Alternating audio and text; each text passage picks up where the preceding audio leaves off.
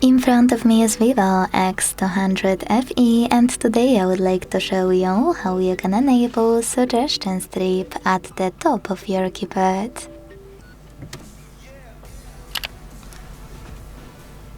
Begin by going into settings and scrolling all the way down.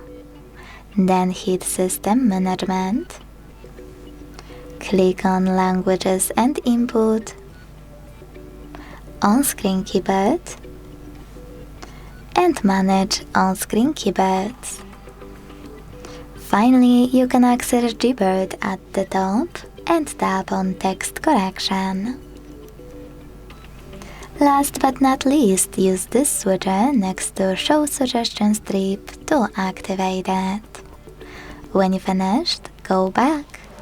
So when I do that, as you can see, my suggestion strip was successfully enabled.